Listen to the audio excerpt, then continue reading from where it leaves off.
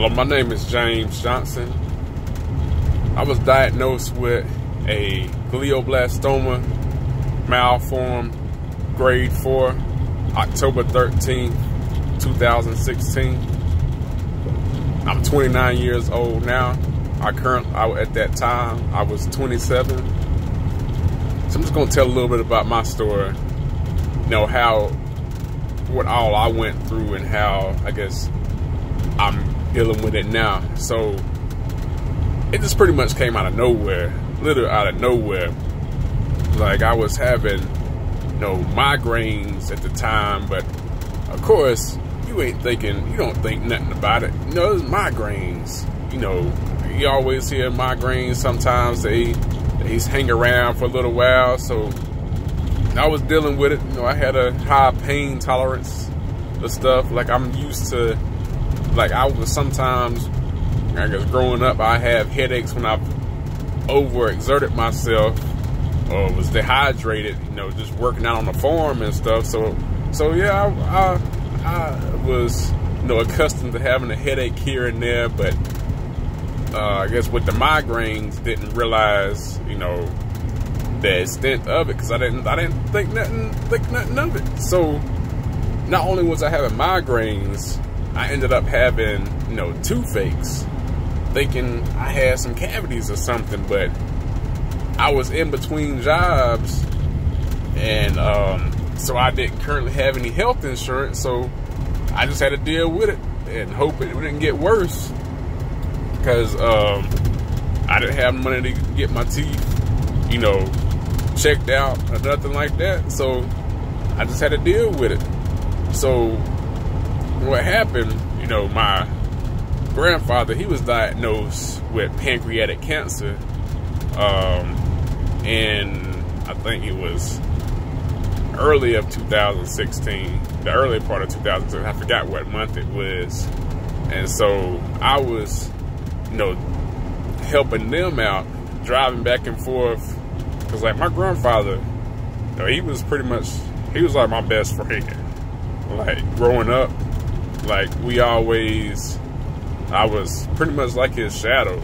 They would call me his shadow. So we did a lot of things together.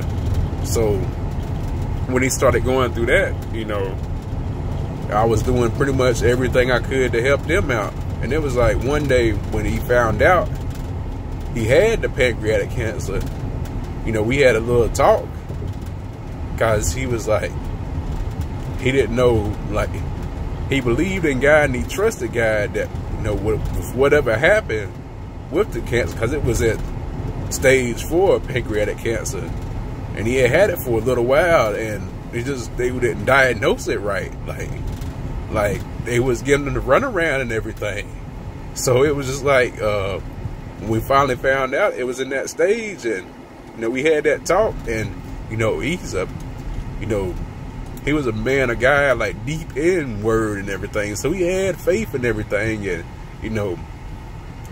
in that time, I had, my faith had started growing, because I ended up, God put some people in my life that, I guess, one person in particular, he's one of my best friends, like a brother now.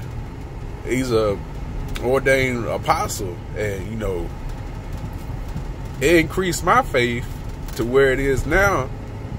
And we had went and prayed with my grandfather, and he was healed from it. But like, I honestly, just seeing him go through the treatment and everything, I honestly don't believe he died from the cancer. I believe it's from the chemo, because it just destroyed his body and everything, and it was just like he was just tired of the pain and from the sores and all that good stuff, and he just was tired. So after he passed in April of 2016, I moved in with my grandmother to help her out and stuff, and that's when I guess my mood had changed and stuff, because like I said, my grandpa was like my best friend. I could call him late at night. We talk about a lot of stuff for him and whatnot, and like I said, he's like my best friend. And so, like, when he passed, you know, of course it devastated me and everything. Like, I'm trying not to cry right now, but it still affects me a little bit. But like, I'm trying to tell my story and everything to help others out. But like, what happened, like with the tumor, you know, it was affecting my emotions and as well. So, you know, people thought that the way I was acting was because of that. Because I do remember sometimes, like, I just wanted to be alone sometimes. I didn't want to be sociable. I just wanted to keep to myself and everything. And that's just some of the effects from the tumor. But of course, like I said, they didn't see that because they was thinking it was still my grandfather. And so, like, I started, you know, getting sick at times. Like, I don't remember all the things. Just from what people have told me. We had went to dinner one Sunday. I guess the Red Lobster, they had that endless shrimp going on. So, you know, I ate a whole bunch of shrimp and everything. And, you know, that next day I was vomiting and I was sick and like, I was sick pretty much all that week. And I didn't know exactly what it was. I thought I just ate something bad or whatnot. And, you know, it just started going down here from there. And like I said, with the migraines and everything. But like I said, of course, you don't think it's a brain tumor. That's the last thing you think it is. So I was living with my grandma, and it was one morning I fell out the bed and hit my head on the end table, and they took me to the hospital to get a CAT scan because they didn't have MRI at that hospital. And they found the mass, and they rushed me by ambulance to the nearest hospital, which was GHS, and they did an MRI, and they found the brain tumor. And it was a massive brain tumor. Like, the doctor was like, "I'm surprised you're still alive," you know, because, you know, it was pretty much had done shifted my brain over. It was, you know, it was about ready to stop me from breathing, just from the vastness of the brain tumor. Like, if you divided my brain into 4 sections, it was a quarter of my brain.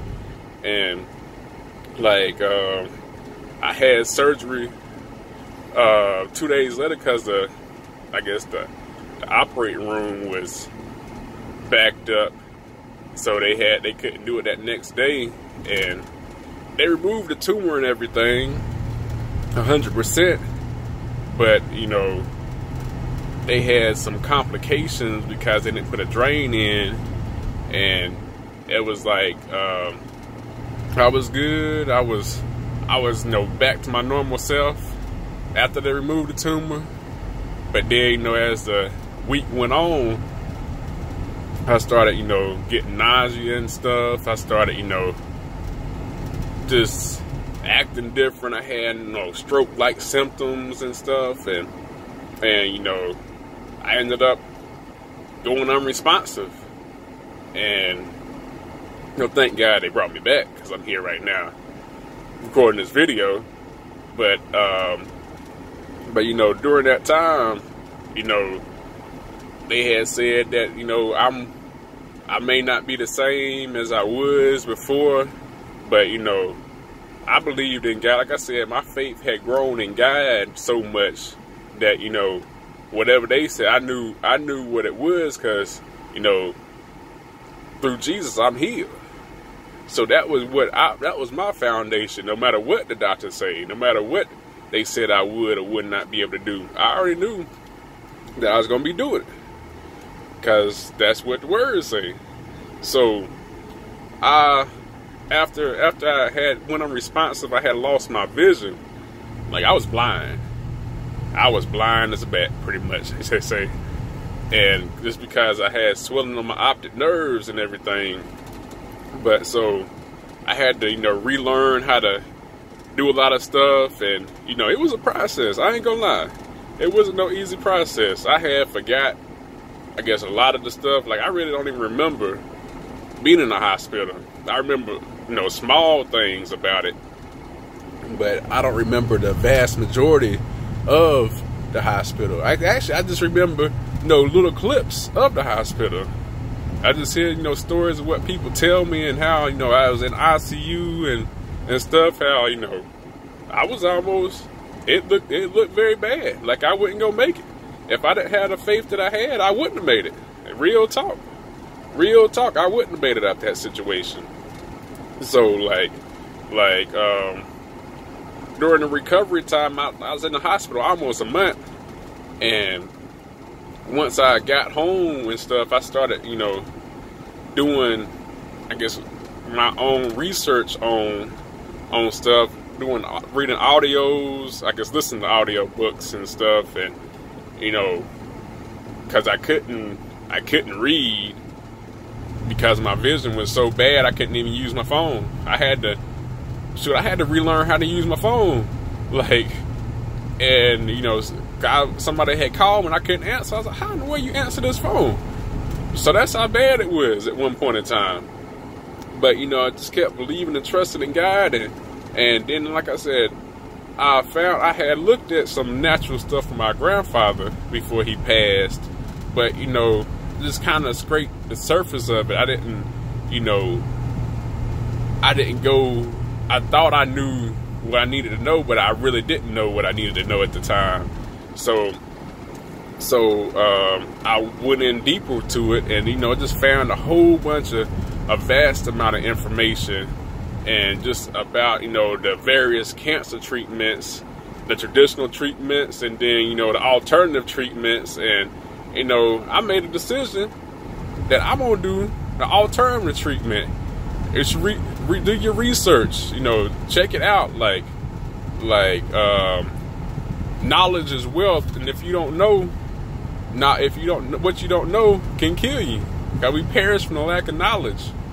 So I did my research, and after I went through my 6 weeks of chemo and radiation, which I guess it's something that's scary, I guess, if you can see. But if you can't see completely everything, it's even more scarier, because you don't know exactly what all to expect or what all to deal with. So like I said, I went through the 6 weeks of chemo and radiation, and after I found that it was cancerous, my tumor was cancerous, and like I said, I was doing my research and everything, and ever since December 2016, I've been natural, completely natural.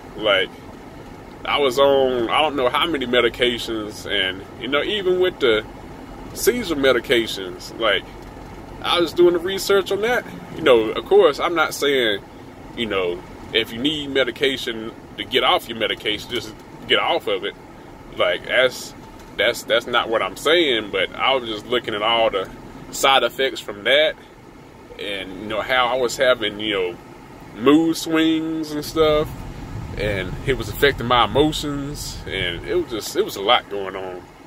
So like I said, I ended up going natural since December 2016, and it's July 2018, and here I am, back trying to live life cancer free.